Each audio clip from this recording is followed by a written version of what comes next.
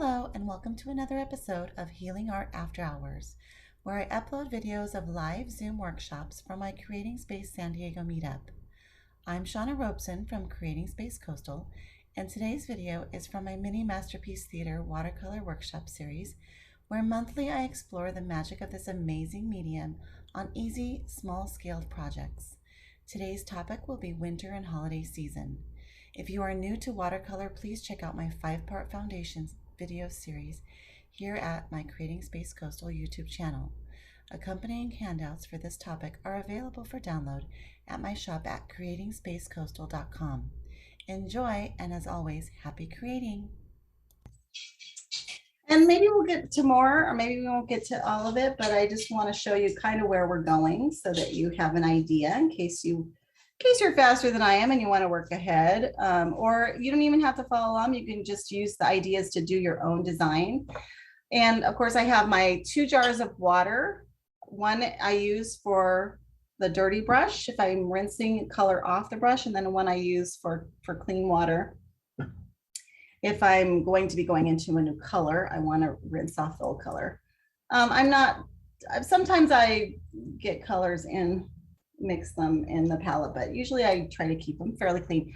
First thing I do is spritz my palette with some water just to start loosening up those colors so that the paint starts to loosen up a little bit. So if I use it, it'll be, activated a little bit already. So, and I'm going to start with this one because this one has some special processing that needs to happen. This is a starry night sky and wintry scenes. Now you notice a theme here. I'm trying to do some winter, maybe holiday-ish themes. If you're going to be doing cards or gifts or something like that, you can use these ideas. So that's why I'm choosing these designs.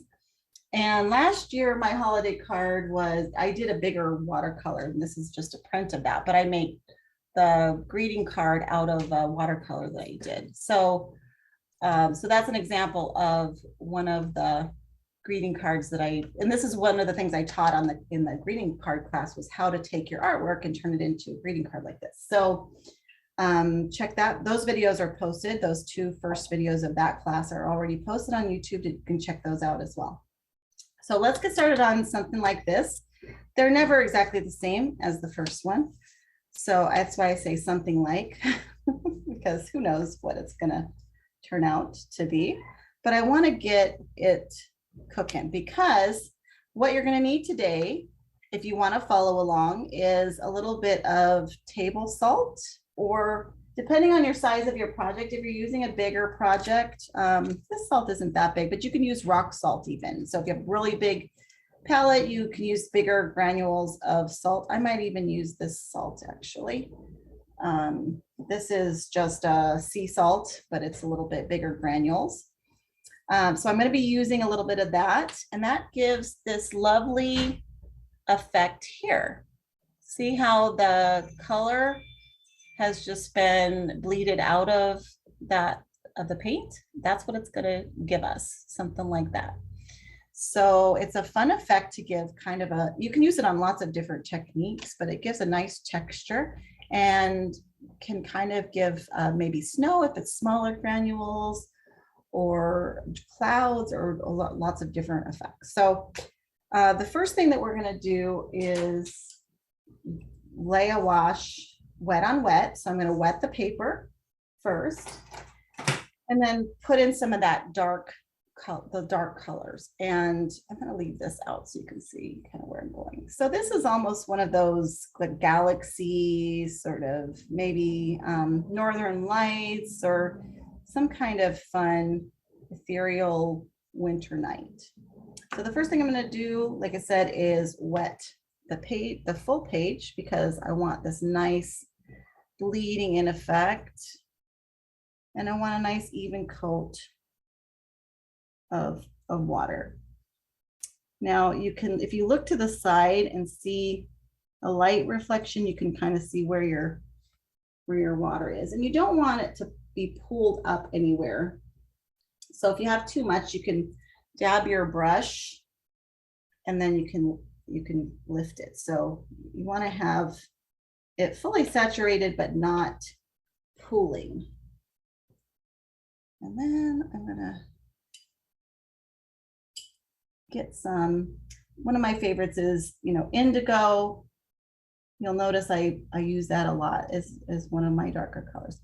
And I'm just gonna drop it in. And especially I want it around the edges. I want the that darker color. And what will happen, and this paper tends to buckle more than my arches. But you'll notice that the paper is bowed a little bit, so you'll start to get these pools of color right at the edges. When your paper buckles a lot, I have it taped down, but still it bows up and then it runs the pigment round to the edges. So you can just pick it up. And I'm even going to touch into the Payne's gray a little bit. Just really want to get those edges dark.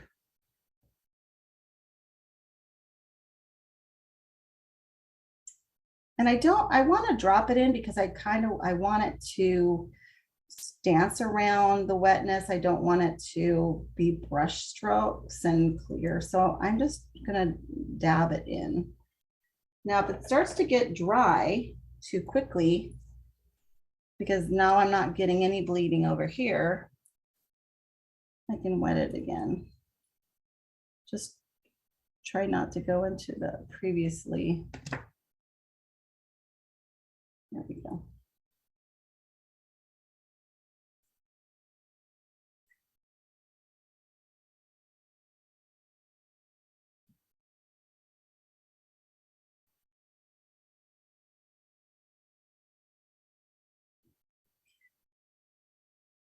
And now I'm going to add a little phthalo green. And notice how much phthalo green really spreads out quickly. Like as soon as I dabbed it on there, it just starts dancing around the page. It's very, I don't know if it's because the granules of the mineral are just finer, but it just spreads a lot further than other colors. And you'll find that different colors move at different rates than other colors. So use that. I want it to play together, but not too much. Don't want hard edges. And note that it will always dry lighter. So if you feel like it's too dark, wait. It's gonna lighten up when it dries, and it may turn out to not be dark enough. So feel free to, always go darker than what you're looking for. A little bit, don't overdo it.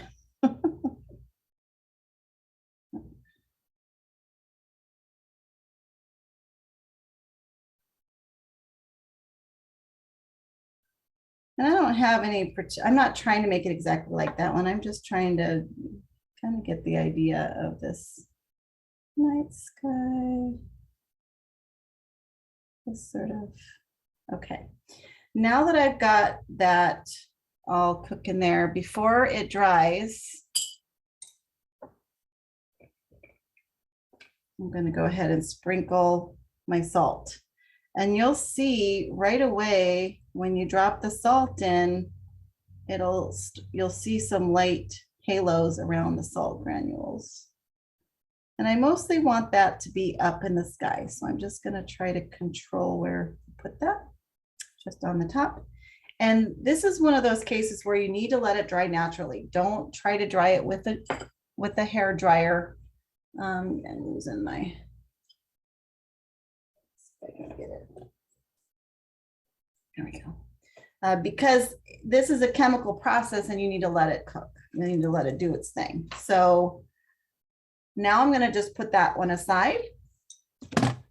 Let it do its thing because it takes a while to completely dry and you need to wait till it completely dries to see what you get. It's always a magic, because you don't know what it's going to look like exactly. So it's fun to see the final result. Okay, now I'm going to move on to this one. If I can get, let's see, I'm going to do it on this side. Trying to keep you in the frame, but keep it close enough so you can see what I'm doing. It's always a challenge. I need a cameraman or camera person, I should say. Okay, so this is just a wreath. And the first thing that I would suggest doing, because, well, this first thing I do, because I'm not really good at symmetry as far as doing a circle. So I drew a circle first, just so I knew where I was going. So let me find my pencil, and just in pencil, and you can even use like a bottle cap or like a cup or something if you don't have a stencil, but, or you can use your compass,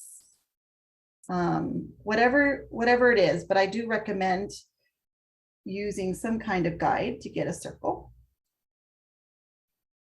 And then just lightly pencil in a circle. And that way I know where the core of my wreath is. And it's a pretty small page, so I want to have fairly small details. I have some bigger leaves there, just to add a little bit more to, you know, some just different sizes is basically what you want, a mixture. So I'm going to start, I'm using this is the Blick Master Natural Pure Squirrel number 6 is the brush that I'm using. And I'm going to use I think this is Hooker's Green. But you want to just mix up your greens. Like, don't use the same green every time. So on my palette, I always keep my palette kind of dirty. And so I have some blues, mix some greens. And so I'm just going to go back and forth into there. And sometimes I'll have more yellow. Sometimes I'm going to have more blue green. So I want to just mix it up each time I lay down something. But to do this bigger leaf, I'm just going to take my round brush and going in the direction that I want the wreath to go, I'm just going to lay it down from tip. The tip goes to the circle. And then you can lift up. Or the other way you can do it is you can actually go out from and put the point in. I'm just showing you 2 ways you can do it. You can put the point in and just use the shape of the brush to make a round. So if you want it to be more skinny at the end, then I would recommend bringing the tip in. If you want this more round, then put the tip in. I'm just going to do it tip in, and I'm just laying it down and lifting it up. All I'm doing. And I don't want them uniform, so some are going to be angled out more and some are going to be angled in more. And you'll notice that some of the times the paint sticks to the bottom part of the leaf, and you can just move it out if it does that, if you want it. Sometimes I leave it like that. Sometimes I want to move it if it doesn't move on its own. So.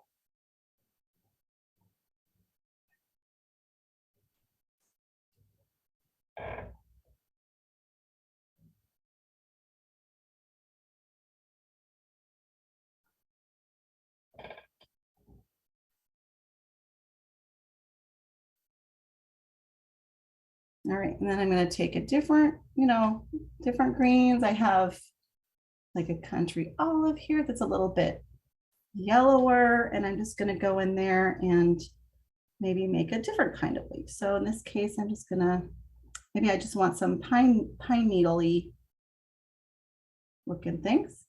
I'm just going to go around the circle.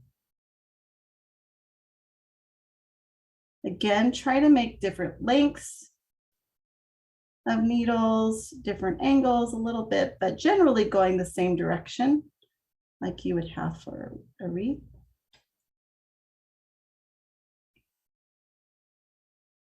In this case, I try to keep the point towards the tip where I want it thinner. Or you can flick it to try to lift, but make sure that it lifts up to get the sharper, to get those sharper needles. So either flicking or dragging.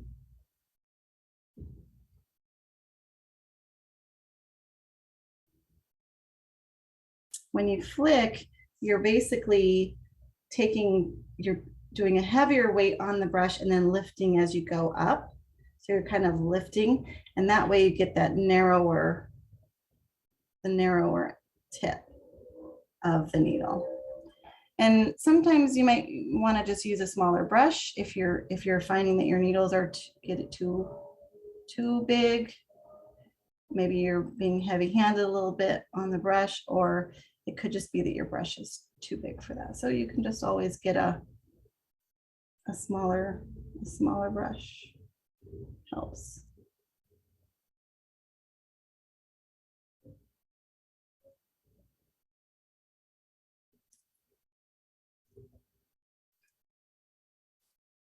Okay, and I want some of this really bright sunlight green in there. I wonder, actually for this one, no, I'll do that for darker green. So I'm just gonna in there, I'm just gonna imagine these smaller little branches. So I'm just gonna dab along my circle.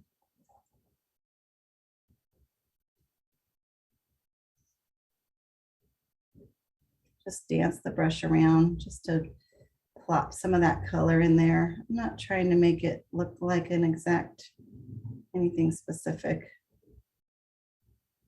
necessarily, but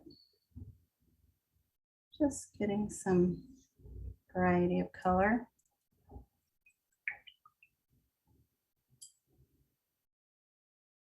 Now I want maybe some twigs. So I'm going to go in with probably maybe a sepia color or raw umber or some kind of dark brown, dark deep brown color. And I want it really concentrated. And I'm just going to maybe at the very, very, very, very tip, just really lightly, holding it like a pencil. I'm just gonna drag the tip out and away just to make these little twigs kind of poke out. And this is the time when, using it, if you need to use a smaller brush, that's okay. But these round brushes, if it's a good quality round brush, it can go from really thick to really thin. It makes this thickness, and then you can also make these little tiny branches. That's the difference between if you have maybe, a lower quality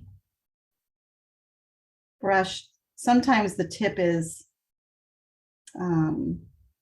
manufactured. They try to trim the hairs down to make it a really fine tip, but it's hard. It's hard to get it really that fine if you're not using, if you're using that method versus this is like one hair of a squirrel hair.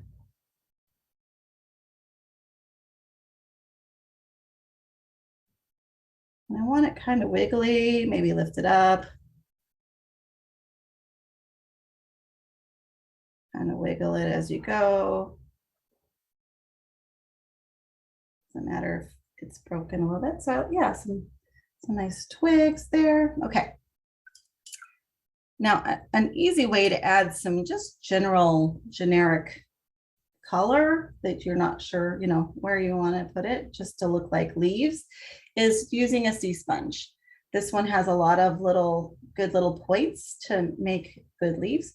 So I'm just going to dip this in. I want maybe a deeper color in there. So I'm going to make a pool of the color that I want. I'm going to use a little bit of maybe some phthalo green and maybe some indigo. I want like a dark, really dark, deep color to, and then I'm going to add some Phthalo Green too. So I'm making a deep wash of a dark green. Make nice big pull, wet pull of it, because I'm going to dab my, let me bring this over here. Camera. There we go. So before I dab it in there, I'm going to just wet the sponge and then wring it out real good, just so it's moist. And then where I like the texture, I'm going to go ahead and just take that part and just dab it in. Now I want to make sure it's not going to stick out everywhere. So I'm going to squeeze it in just a little bit because I want it fairly, small area. I don't mind if it goes out away a little bit. And I'm just going to dab that along my wreath. And it just gives some generic leafy effects in a real easy way. You guys can see that. Let me bring it closer. So see, it just basically gives some nice foliage look to it. All right.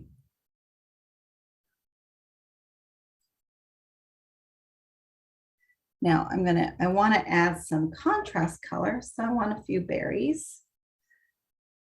I think I'm going to get my, just drop my,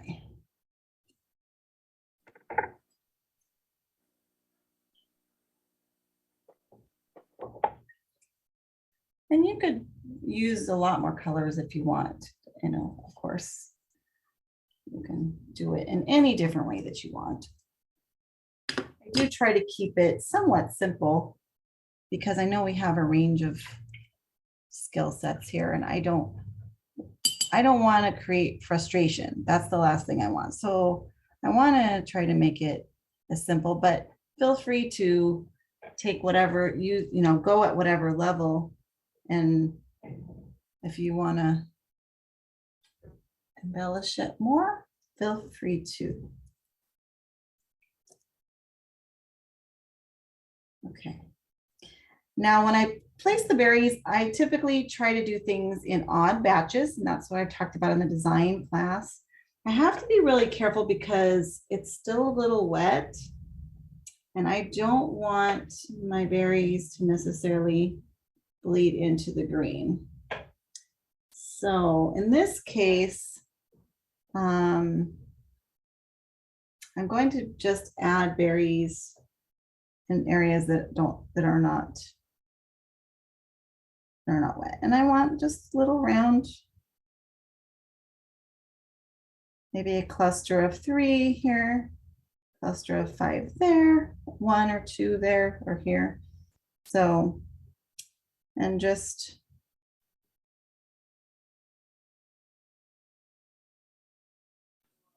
I'm running behind on the sponge. What color did you use for the sponge? I used a mix of, it was phthalo blue, or I'm sorry, phthalo green, indigo, and a little bit of hooker's green, just mixed together. So just a rich, dark kind of blue. It's still really light. So I'm going to probably go in and try to add a little bit more contrasting dark colors. Maybe I just had too much water in there and it didn't, it's not as concentrated. You can see I got some really rich colors in this one, but this one's a little bit more anemic, I think. So I might go in and play around with that and try to, because I like it to have good contrast, meaning light to dark. But right now I'm just going to add the berries. And then I want that to really dry before I try to go in to darken, because sometimes that's what happens. It's still wet. So when you put the color down, it just dilutes it out. And then you don't get as as dark as you're maybe going for.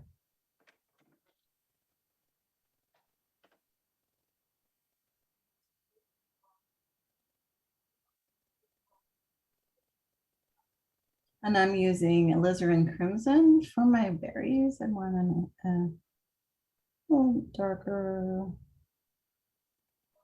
red.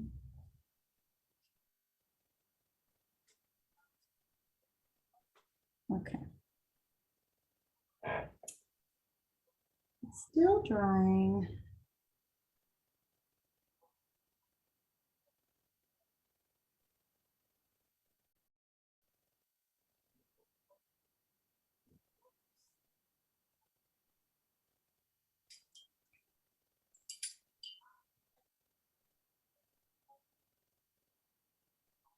But I think it's dry enough that I can go in again with, I'm going to add a little more of my indigo to that green mixture because I want it a really deep green. So just, I'm going to just dab in along the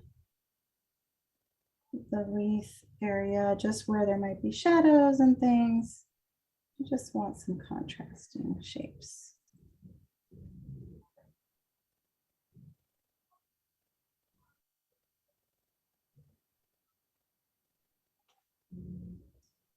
No particular place, just to show that there's some contrast in the foliage. And again, that's going to dry a little bit lighter than it looks there too.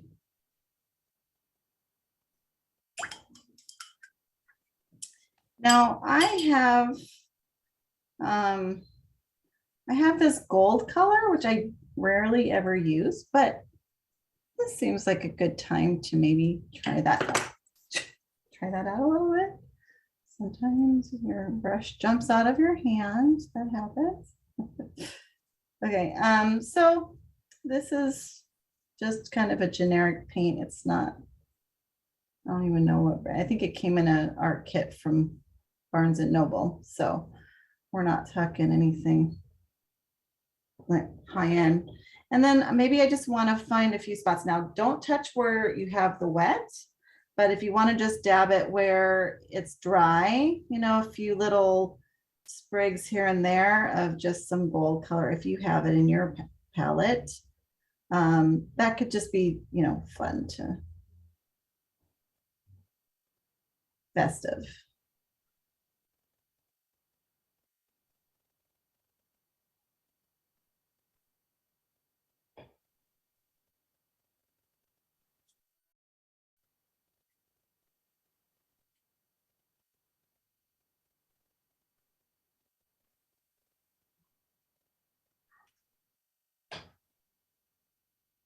So really you can see there's a lot you can do with a wreath. There's a, you know, many potential elements in there. The other thing I like to do is, you know, I like a little splatter on just about everything, but you know, not always. This one, I think, you know, because I use that brush, the sponge, it's got a little splatter around it. So I kind of think I don't even know that I want to mess with it. I think I just want to leave it as that. So if I was doing it as a card, and now I will suggest if you're doing an artwork like this for a card, I typically don't write on the artwork because they could take it off the card and frame it if they wanted to keep it as just a little artwork. But because it's holiday, you know, and you could put little like joy in the middle of that. And then there you go, there's your card.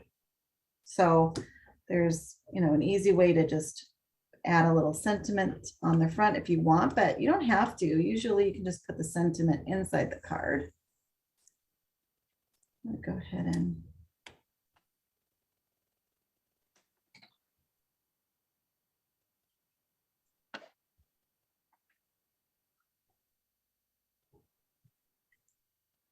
pull that one off carefully. Not to rip my paper. This tape, the adhesive has gotten, I think it's affected by the saltwater air. So it's not working like it used to. So there's a little fun holiday wreath. And again, you can put joy or you can just leave it and then put your cinnamon inside. Okay. And that's the other one. So you see, I mean, very different, even though same person doing it. I wasn't trying to make it exactly the same. And that's the fun thing is you don't have to, have to do it. Each one is going to be unique. Even if you try to do it exactly the same, each one tends to be unique. So if you make cards for people or gifts for people, you can rest assured that they're going to, well, unless you're really good at being exact. I'm not. So no matter how hard I try to do it exactly the same, mine never look the same. But that's okay because I like them to be unique. Everyone gets something new. Okay, this is still cooking, but you can see that effect is already happening. So still a little bit moist, but the salt has already started doing its magic. So I'm going to rotate this around. Let that one continue to cook while I work on this next one. Now this one,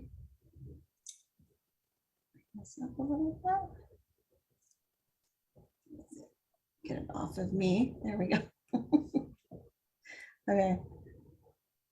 This is a fun, just loosey-goosey, another foliage. This one I have some little pine cones and berries as well. And this one's really more loose style. So, which is fun. So basically the start of this, I'm just gonna go ahead and draw out my main lines, like my branch, which eventually you may not even see, but just to give a landscape of where it's going to go. And I'll do that in, I use maybe a sepia mixed with some raw umber, just something kind of brown black. You can even add a black if you want it to be a little bit darker, but just a dark mix. And let me say it's coming from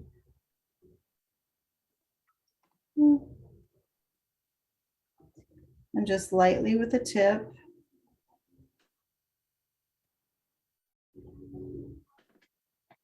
Let's draw out my landscape. So it's going to give me an idea of where things are. And I'm going to add a little bit more of the burnt umber because I want a richer, warmer brown. Actually, I'm going to go to a smaller brush because I ended up using the 8. But I think that's too big for what I want. I like this brush better because it's sable. And sable is a little bit stiffer than squirrel, so you have better control. But the brush is just too large. And I don't have a smaller one that's sable. Okay, so I want a good rich wash of some browns. I mean, I can mix a bunch of different browns together. Let me get this over here. I'm just gonna make a little puddle of a variety of browns until I like it. That's what I do. I go, oh, okay. I'm making a pine cone. So I'm just going to touch the tip and go up. And then I'm going to leave space between each piece. And I'm just doing like I did that round leaf. I'm just laying the tip down and lifting it up. So it makes a little bit of a triangle shape.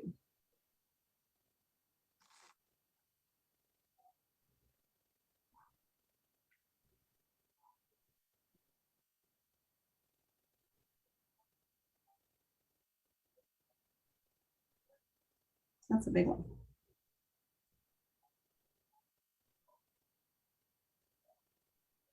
This one's going to be a narrow one, so I'm going to do the opposite where I'm going to have it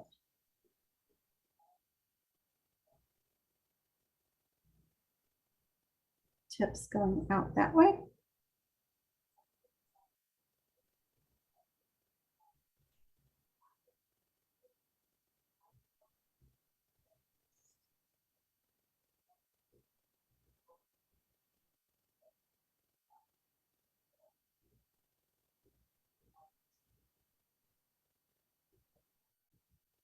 Okay. Now I'm going to go into my pool of greens and blues. Maybe I'll add a little bit more blues. I'm just going to stick some colors in there. So I have places to go. When I go in there, I'm going to just pick up a variety of colors because I like to have my foliage vary. So I'm just going to create some like pine. Some of them are coming from behind.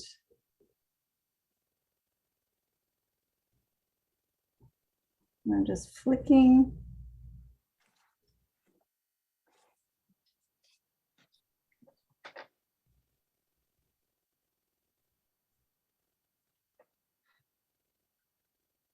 Get a different color. Put that in.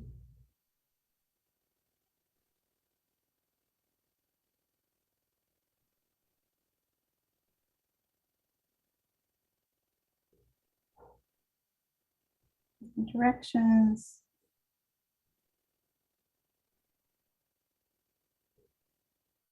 Coming from the branch and out. Another color.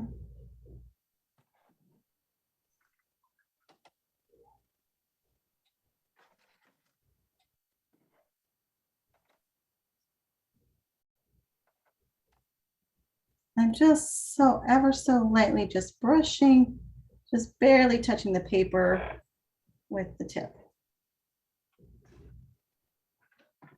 Just a feather dusting.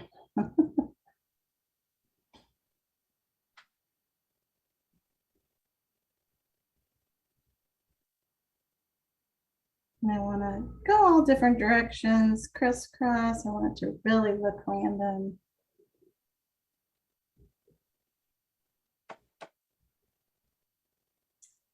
Too thick. There we go.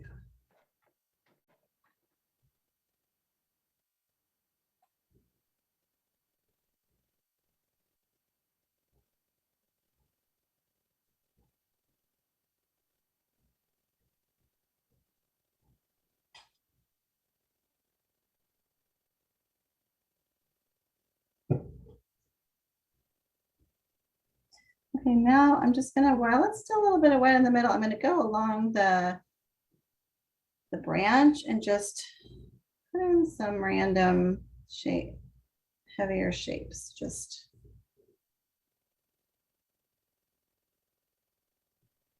along the inside of the branch.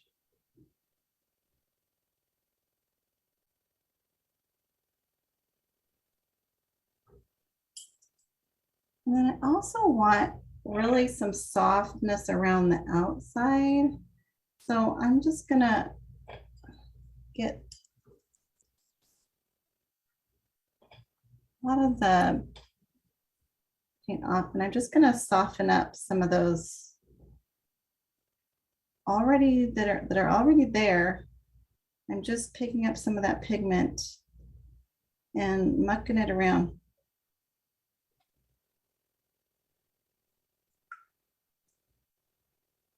Not with too much water, but enough to just get that pigment lifted so you can just soften the shapes a little bit. So it's not so perfect. Just mess it, just mucking it up.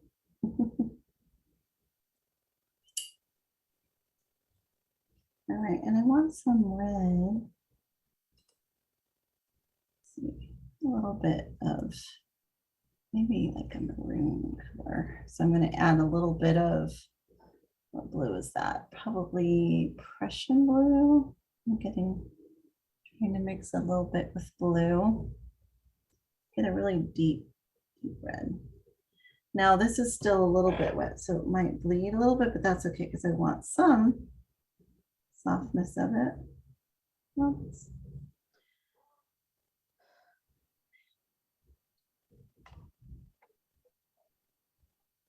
Not really bleeding at all. And it's a little bit too dark, I think.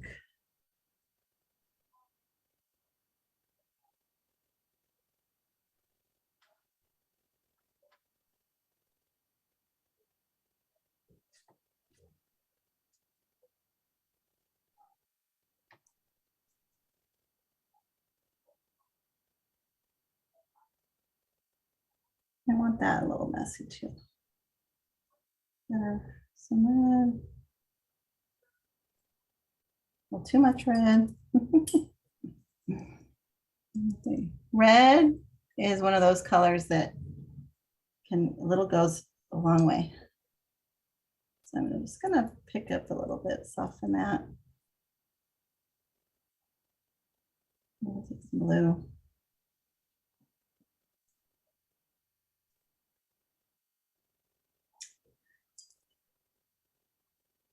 I want these guys to be, I want some white, but I don't want it so white. So I'm just gonna soften that.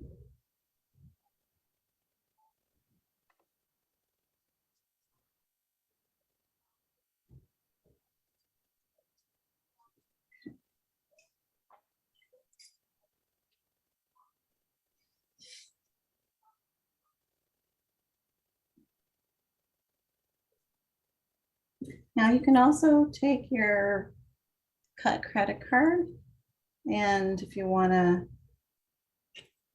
kind of flick out from the center, depending on the wetness, it might drag the color or it might create some white ones, or it might not do anything if it's too dry. But I'm getting a little bit of something going on in some places. For the most part, it's too dry too. That gives me a little bit of texture. And then here again, I'm going to add a little bit. Once that's dry, I'm going to add some gold. But in the meantime, I think while it's still wet, I'm going to just play around with a few other greens, maybe just see if I can get some fun highlight colors. Yeah.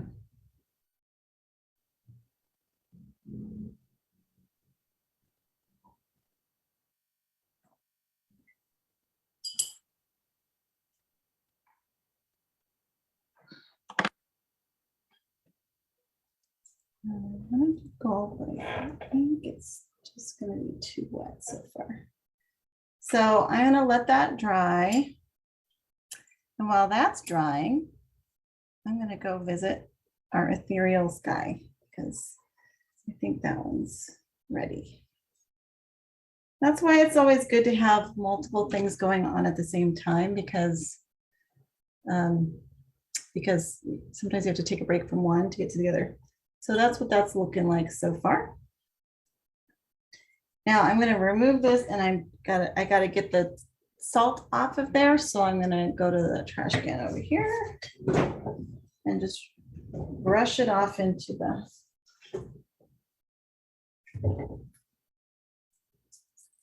trash. Make sure I get all salt off. Sometimes it sticks a little bit, so just, you can use a brush, but with a clean finger, you can feel where the salt might be sticking, so it can be helpful. Just make sure you're finger is not wet and it's clean. It's as clean as it can be. All right. So that, okay. And oftentimes with something like this, I let it do its thing and then I go, okay, what do I see? You know, what can I add? What, you know, what ideas come to mind? Like this one, this to me made a great ocean. And so I just put kind of, I don't know if this is like a little peninsula because this looks like water too. Maybe that's a lake back there that's reflecting the night sky. And then this is a little peninsula that comes out, or this is some sort of cliff with some trees. So I just went based on the shapes that I had when it finished and then went from there. This one, I really get the sense of maybe this is the water here. So maybe we have some trees along the side and really highlight that reflection there. So that's what I'm going to do. But let it, you know, guide you.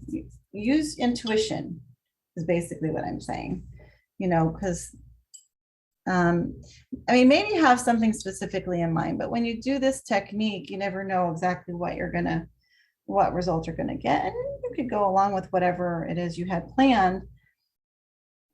But it's nice to play around with, you know, what it gives you and work with what it provides.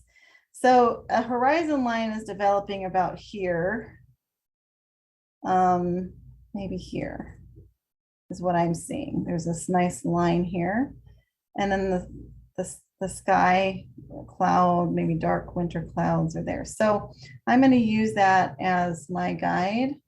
I'm going to take a little bit of my indigo, really nice concentrated, but not real wet brush. And I'm just going to create that horizon, I think.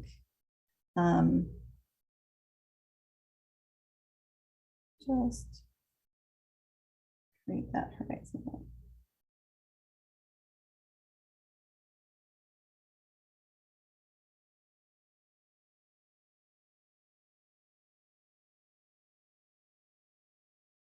And then I want some, so we got some reflection. I just touched in some of that darker color just to imply the water. So just kind of do some scriggles across just to imply darker parts of the water. Try to get your brush to go straight across and not do an arc. So if you put your wrist down and you move, you're going to create this arc shape. See how that's an arc? So you got to move your whole arm when you want to go straight. Just brush it straight across and move the whole, you know, you're going to pivot more at your elbow. Well, even don't pivot, because even if you pivot there, you're going to get some arc. So just push your arm straight across. And that helps, because that's one thing I see a lot of people do is when they try to make these straight lines, they create this arc shape, and that's not what you're trying to do, I don't think, unless that's what you want. All right.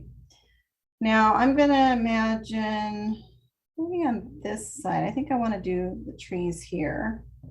So one method of doing some trees is to have a nice deep wash. Let's see, I'm going to add a little bit of Payne's Gray, which is my go-to. I don't like pure black, so I don't use pure black much. I have a lamp black, but I don't typically use it.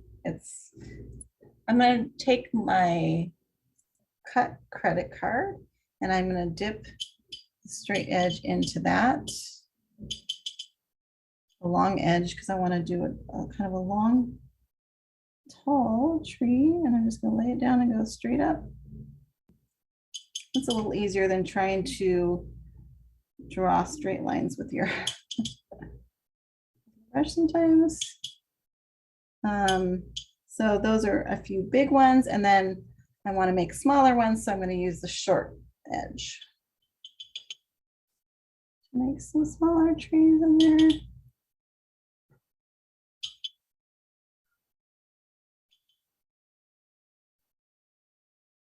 I want them all different lengths. Okay. So that just gives me some nice straight trunks. A lot of the trunks I may not see in the end, but that's okay. I'll take my 6. And now I want really deep color because we have backlight. So basically this is a silhouette of the trees. So just really deep shade indigos. And, you know, you can incorporate a variety of greens. I'm just mixing it in my pool of greens and blues. So I'm just trying to get a nice dark. I might even make a little more of that Payne's gray. All right, and again, I'm just going to try to really use that tip and create branches. Now, pine trees, some of the trees, the branches go down, and make them random. Don't make them all go parallel. So try to be messy about it. They go wider as they come down.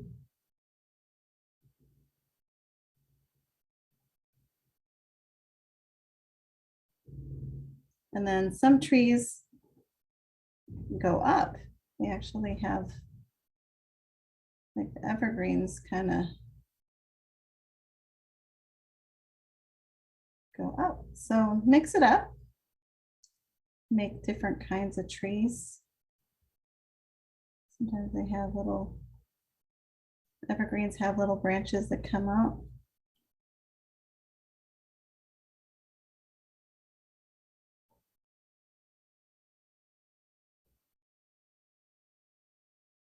They're all jumbled together a little bit, so you don't have to have all of the detail.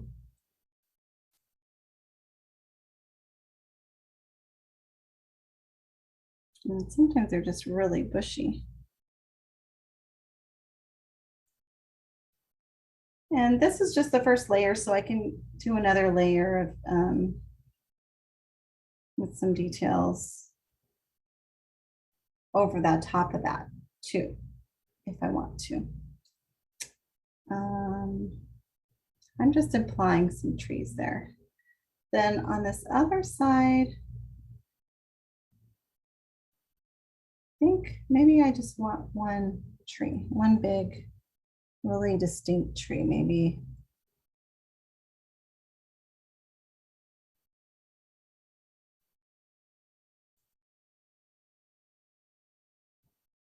Maybe this one's like,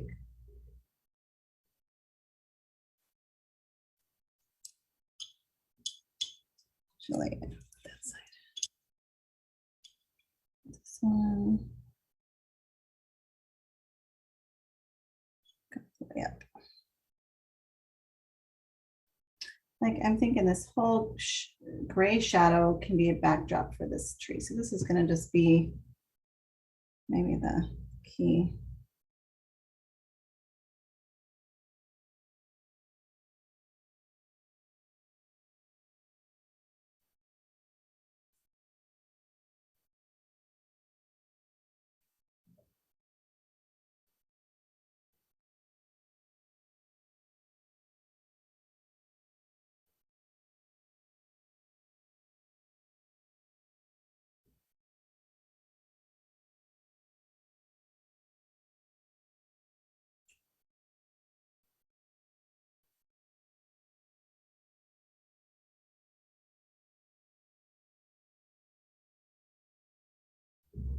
Just a jumble.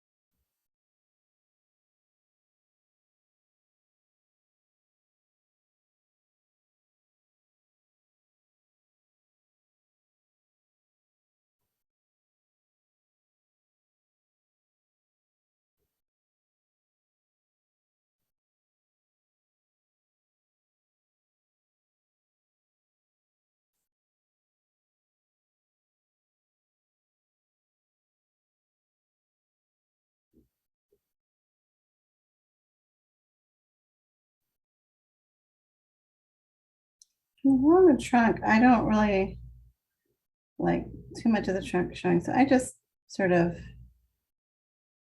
dab it in the middle to make it just look full, because usually you can't see the trunk unless it's a really thin tree that doesn't have a lot of foliage. So I like real full trees, so okay.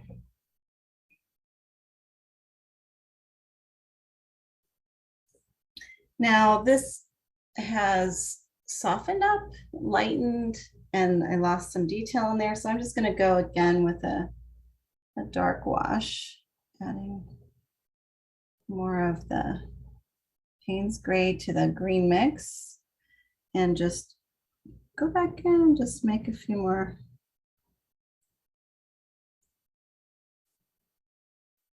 details.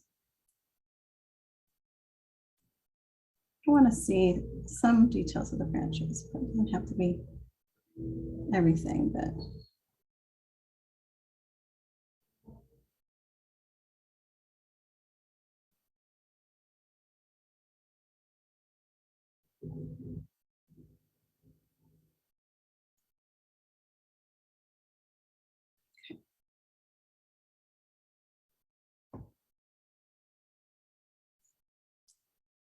and maybe way back there. This looks like a little, kind of like an island. Something. This with little reflections.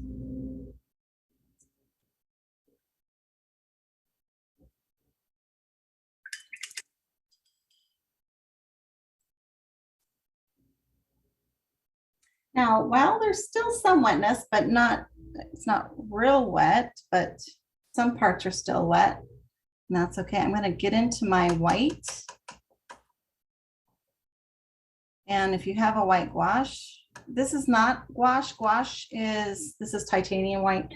Gouache is opaque, meaning you can't see through it. This is some opacity, but it's not a full opacity like gouache, or even an acrylic might be. You could use acrylic, or you could even use a white ink that's a little bit more opaque. But with my first splash, I don't mind some opacity of it. And depending on how concentrated the drops, it might look more opaque. So I don't mind the mix of it. So I'm just dropping in. These can be snow drops, obviously down here, not in the sky. That's what those would be. But in the sky, they can be stars. And the bigger the brush, the bigger the spots. And then the smaller the brush, obviously the smaller the spots. So depending on where you want it, you just tap, get a nice wet, not like dripping, but pretty sloshy solution.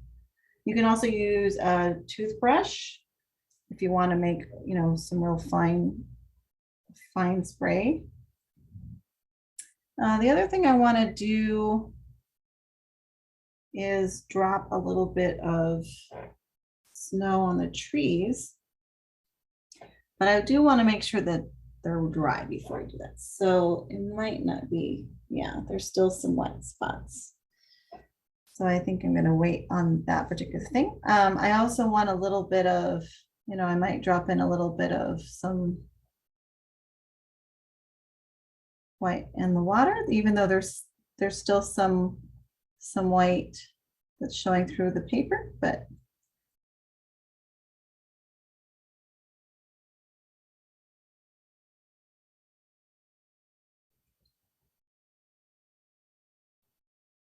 and I could, do a moon if I wanted, but I think I'm gonna leave this one just with maybe the northern lights look.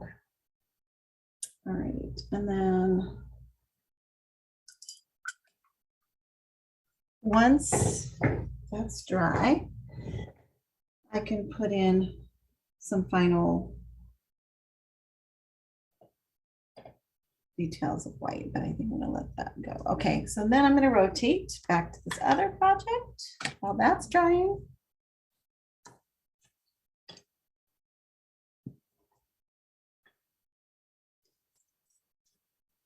And I'm just gonna see, okay, where do I want a little bit more, something.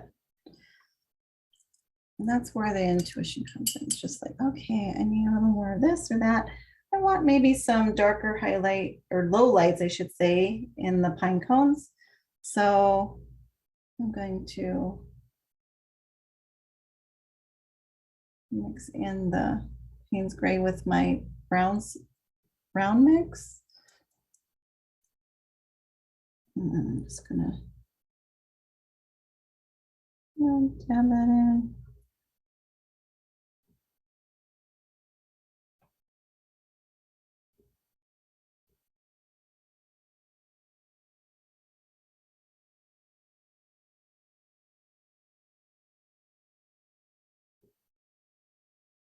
Along the bottom where, and if I get too much, if I think, oh, I don't really like a lot of that at the top, I can dab it off. I had a little too much concentration up there.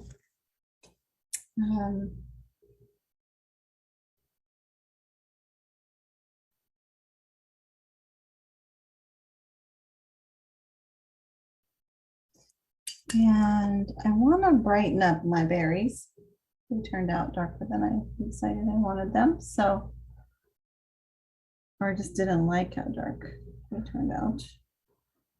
I thought I wanted them darker a bit. So I'm just gonna, over the top, just add a little more pigment. Brighter pigment. Brighten it up. There we go.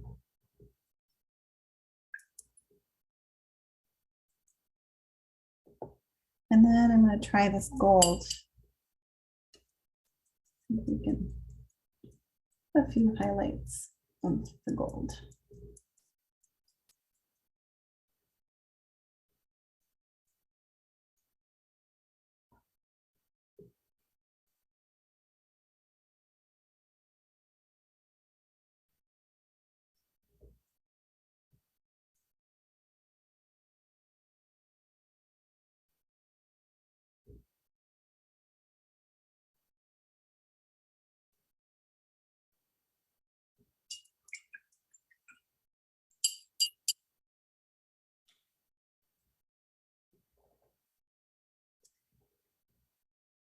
I feel like I gotta let that cook now.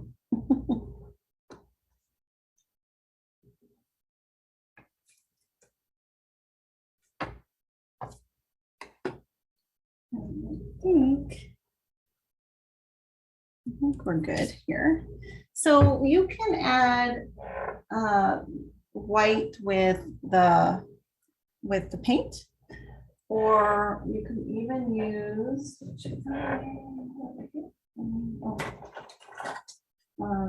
this is one of my favorite. It's a white ink gel pen. It's Uniball Signo, and it's very popular with artists. You'll see a lot of artists using it. And so if you want to have a little more control of your detail, you can use this. This one has a pretty wide tip, so I can't get really, I have to be careful if I'm really fine. But let's say you just didn't get enough stars in the sky and you wanted to add them exactly where you want them, you could dab it in with this. You could also create some snow on branches.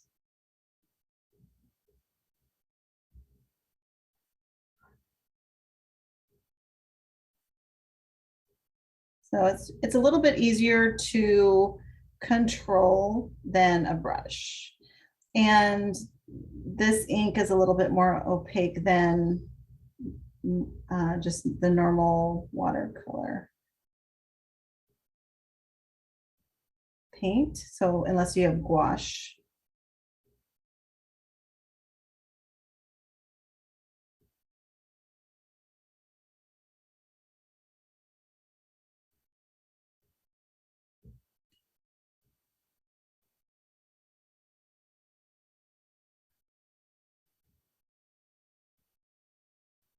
You want it to kind of be random, but also to imply that it's just landing on branches.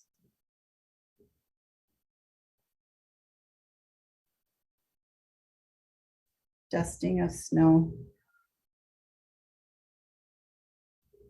It's accumulating. Try not to go too crazy with it. It's easy to want to put snow everywhere.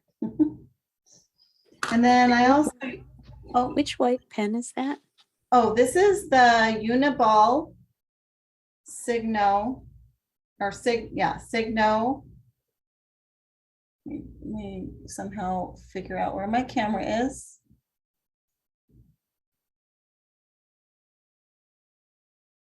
Thank you so much. You're welcome. And I think it is, I was trying to see what the tip size was, but I don't think it says. I want to say it's like a 8. But, oh wait, does it say that? No, that's in Japanese. Yeah, I don't know, but yeah, it works great as a highlighter. And again, it's a little easier to control than a brush. So if you're a newbie, I recommend, you know, starting with highlighting this. Otherwise, a smaller brush would help. But, and then using gouache if you really want your highlights to be opaque. And I also use it to bring in some bright highlights in the, if you're trying to get it started, sometimes I just do it on my hand because it gets the ball moving. Some bright highlights on the water. It does a great job. So just your final highlights, it works great.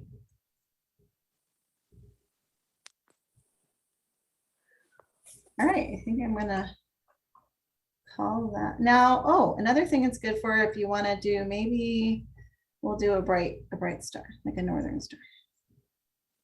We're going with the holiday theme.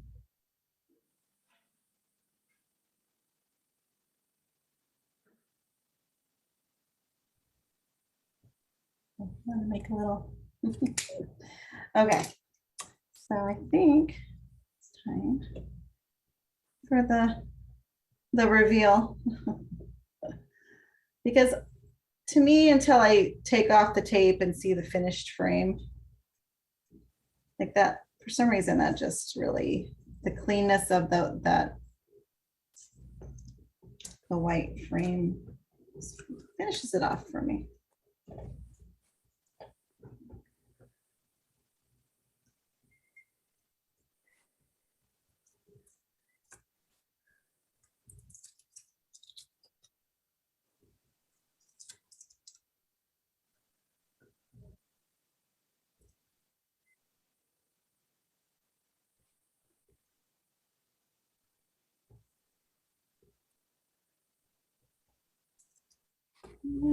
So there you go, the ethereal winter sky. Okay. And then let's just do a few little more highlights on this guy. And then well, we're at, oh good, we're getting right there about time to wrap it up. Okay.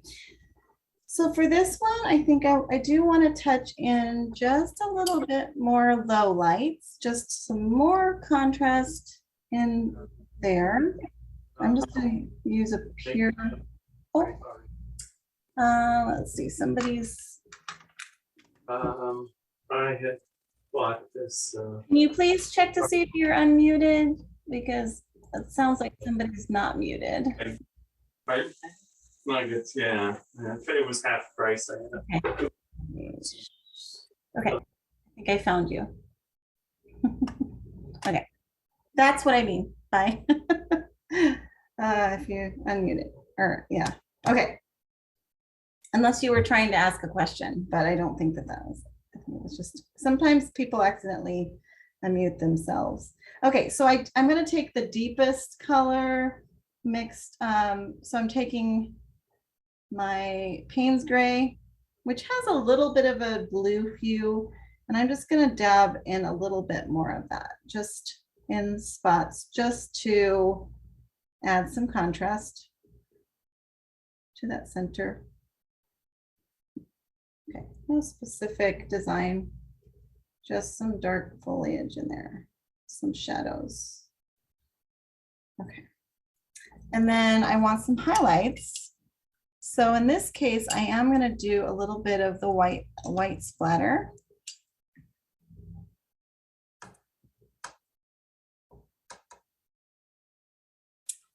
Just maybe this is a part of the wreath outside, so maybe it's got a little snow in it. So I'm just gonna,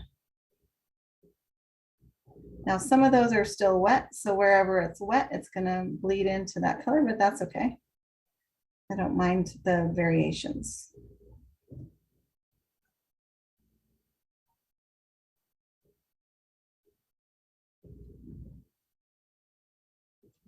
Okay.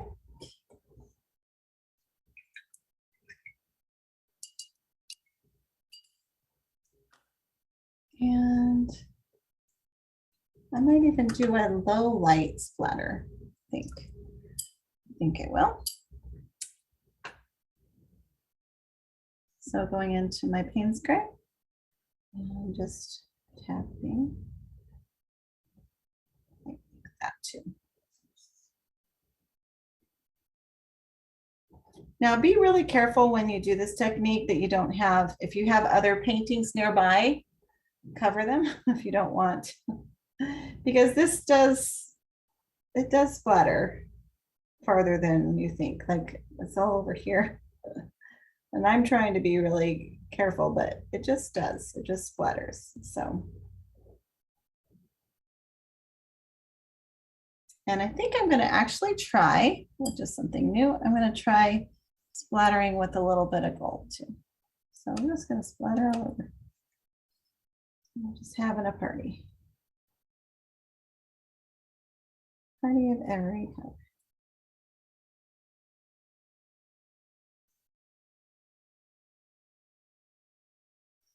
Fun times. Okay. Party over. All right. Ready. Now this one's not dry, so I have to be really careful not to touch where I've got paint. When normally I would say let it dry completely before you remove the tape, but I like to remove the tape for you guys to see it. So.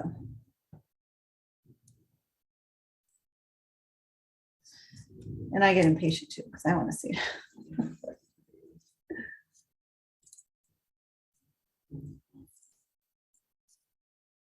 I want to turn a little bit of the paper. All right, so we have a little fun foliage with some pine cones. Yeah, I'll show the side by side, the two different variations. So they're a little different. Like I said, no matter what, they're all going to be just a little bit different, which makes that's why you can tell your friends, this is unique for you. I painted this just for you.